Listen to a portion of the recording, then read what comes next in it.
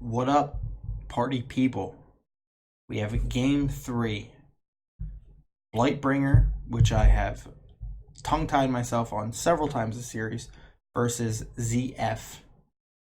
Game 3, losers bracket semifinals, which is huge. We love to see the game 3s this late into the tournament. Nobody wants to see a two and done. The remaining games are Asta versus Paisley G in the lower bracket. The winner of which will play whoever wins this game that you have on your computer screen right now. And the winner's bracket, which is ABR versus Triangles. So let's get right into this one. You'll see the Suicune and the T-Tar on your screen. Let's see what happens. ZF already looks to, so far, bring what I'm going to start calling from now on for the rest of the tournament a safe squad, which is going to be some form of T-Tar, Blissey, Skarmory, Claydol, Gengar, Swampert type squad, with obviously slight variations, maybe Melodic, maybe a Suicune like Blightbringer has, but it looks like that's what he's brought so far. Blight looking to have brought the same, so looks like we're jamming the safe squads into each other. No heat like we had last game, unfortunately.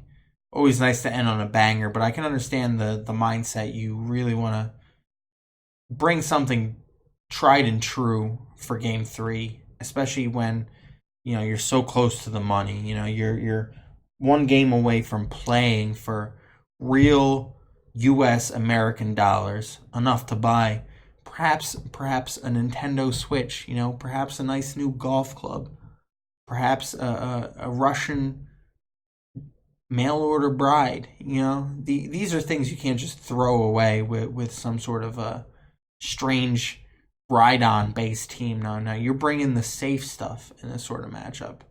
And as we see, the ZF has brought Starmie as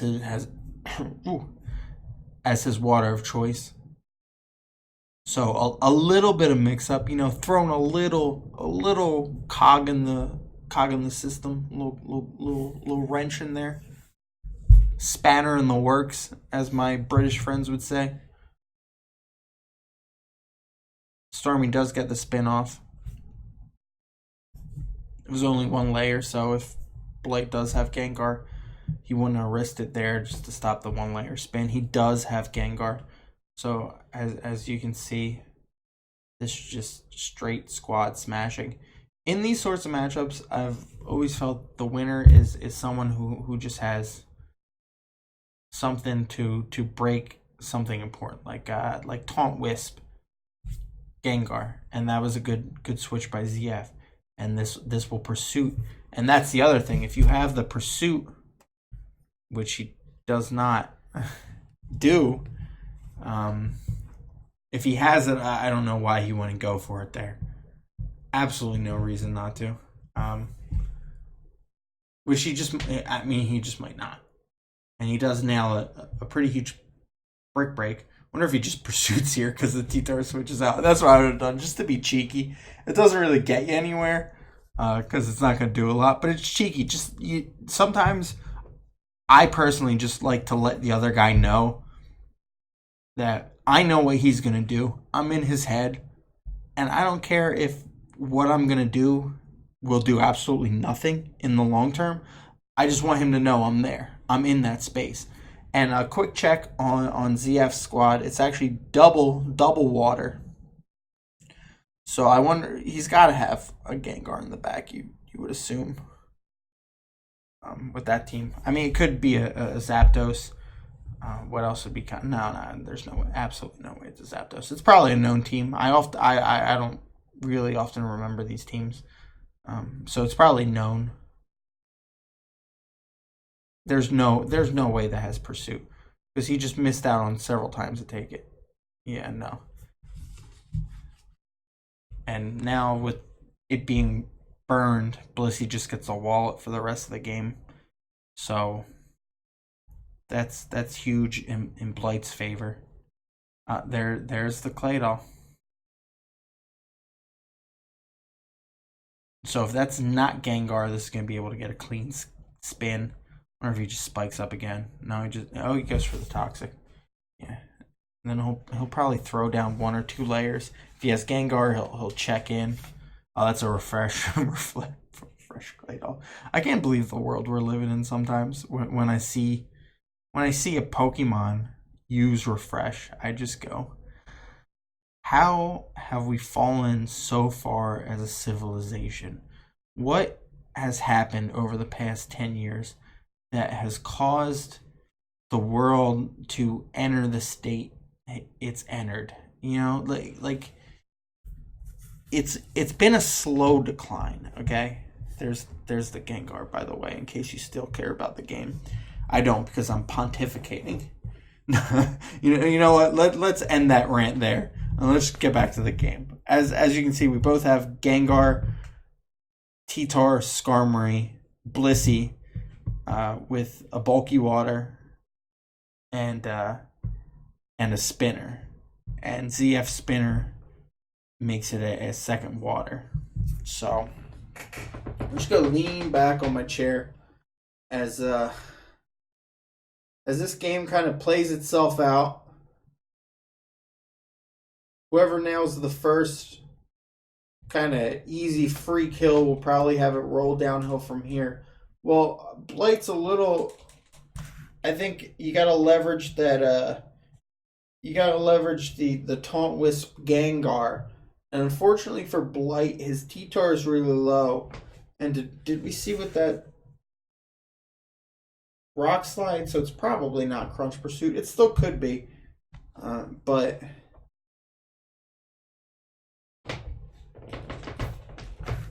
Well, see now Blight's trying to flip the script. If he goes in with an attack right now, he went Wisp. And this might, if this actually has Pursuit, which we've been waiting all game to see if it does. If it does, we might be looking, it doesn't. And it doesn't. I hyped the moment up. And it just absolutely does not.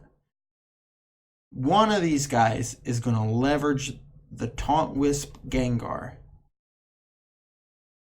Or the Boom. The Boom's huge because now the Boom opens up Starmie. And if you look at Blightbringer squad, and then you look back at the Starmie, and then you look right back at Blightbringer squad, and you look at the Starmie, and you go, I think I know how this game is going to go. So really good Boom on ZF's part. Blight probably should have been a little more cautious about that. Because full well knowing what happens after the Blissey dies. And that's the perk of having a Pokemon that can do something after it's done spinning. Hell, you know why? Who even cares about the Starmie? Let's just have the Swampert dunk stuff. You know, at this point.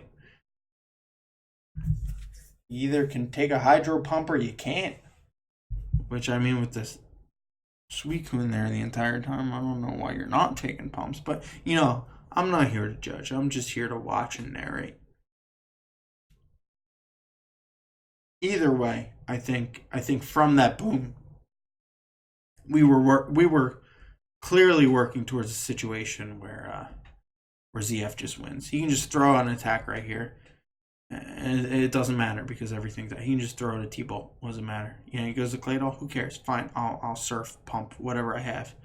You can go in Suicune if you want. I'll just T-Bolt when that comes in. What do I care? What do I care at this point? Exactly. So the Claydol goes down, and this is pretty much how the rest of the game's gonna play. ZF will. Well, that's Taunt Wisp.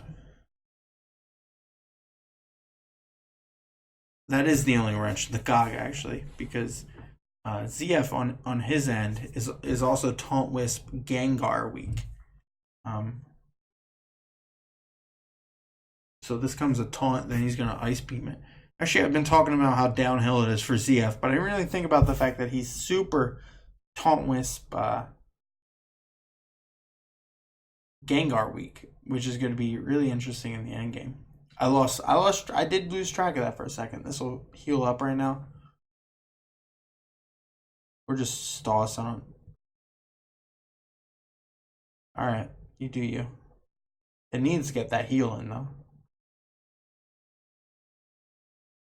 Okay, and then he'll Stoss again. This will Whirlwind, probably. No Toxic. I don't know about that.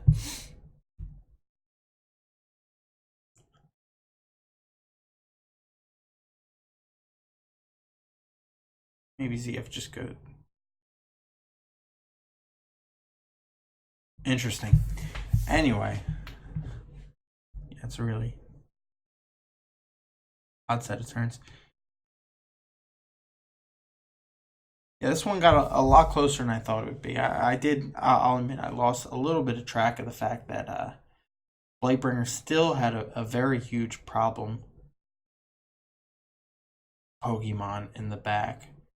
While Starmie is obviously a bigger issue, it's not based on the current setup. Gengar will be able to take a hit and return the kill. And the Blissey is also in a spot where, yeah, this one's actually going to be really close. Well, I guess he has to Whirlwind here, right? And then, have we seen a full set talk with T-Bolt? So the T-Bolt's going to come down. He probably just eats the death.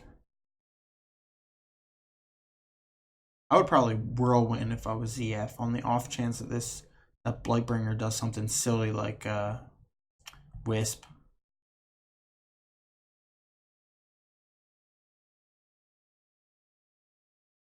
Yeah, I don't think you need to scar me enough to risk that. And here comes the pump, and he's just throwing it away. There's no reason to do that. No, you go right into the Suicune there. Did this show Roar earlier? No. Oh, what are you doing, man? No, stop it. You fuck.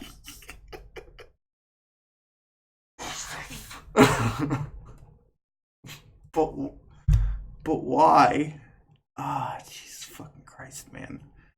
I don't know. Maybe when I talk to some people, they can illuminate me on what exactly happened right here. But I mean, me, I don't know, man. You can't let that take any chip damage, or else the Starmie just you can't do that.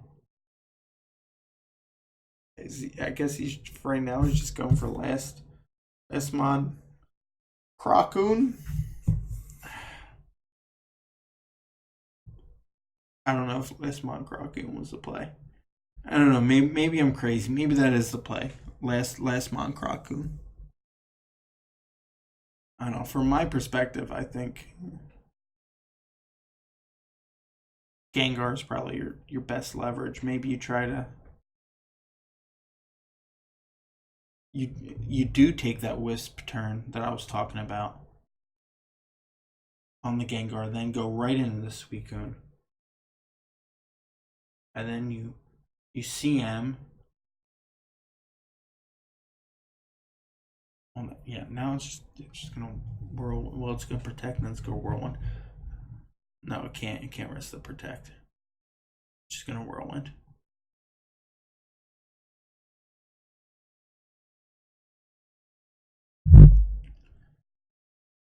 Can he safely go Blissey here? No. Probably just go Pert again. There's no reason to not go Pert.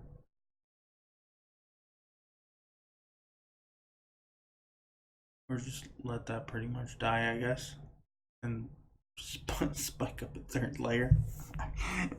Oh, either I've lost the step or this end game makes zero sense, you know.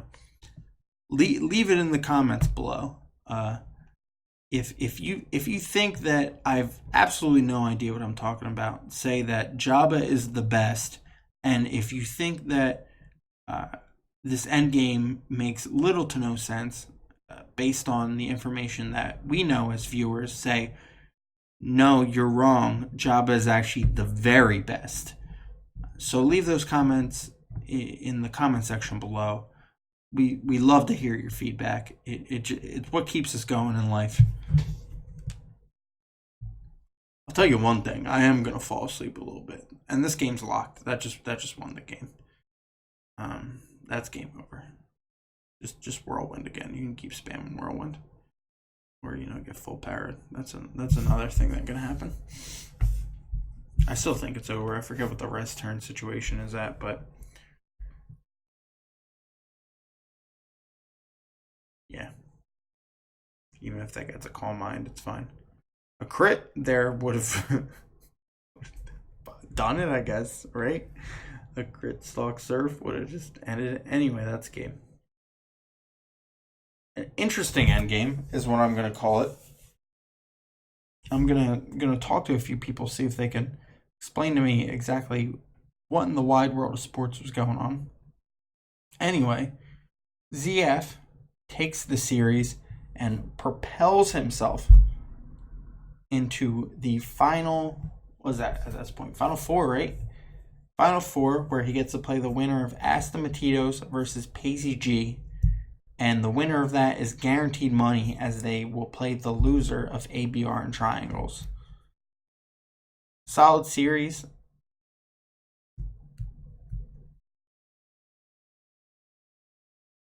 It wasn't. No, it wasn't. It was I don't know. That was an interesting series. I'm not gonna call it bad. I'm gonna maybe call it anticlimactic. I think it was. I think game 2 was really fun. I think game 1 was a rollover, and I think game 3 was, I hate to say it, but I think it could have been played a little bit better on both sides. I think neither side was willing to take risks. I don't think either side was willing to play to their outs. And, it's easy to see why they won it. We're very deep in the tournament with real stakes right here. It's a difficult situation. I get nervous personally, or got nervous back in the days when I would actually play competitive Pocket Monsters. I would get nervous in an SPL match. Week 3 SPL. What's SPL for? Literally nothing. It's just for itself. It doesn't exist outside of the spreadsheet of SPL records. It's not anything that's important to anybody else. But this, on the other hand, is for real stakes. And you can understand that every player that's in this deep is going to be nervous out of their goddamn mind. These are probably the highest stakes I've ever played for. So if I'm ever too harsh at times, just understand that these players are under immense levels of pressure. So, I'm allowed to judge because I have given myself that, right? But you, on the other hand, you're not allowed. You take a step back and go, I understand why they would make that play. They made the safe play. They were playing it safe, and I can understand why, because I want a Nintendo Switch or a Russian mail order bride. So, anyway, good job by ZF to make it this far. I know he was underrated going into the tournament. I don't think people expected either of these players to go this far. So props to both of them for doing extremely well in this tournament. And let's not forget that both of these players have had extremely strong performances in this tournament. They've made it extremely far in an absurdly good set of players. So props to both of them for making it this far, and further props to ZF. And let's see how he does next round, and if he can lock up that money.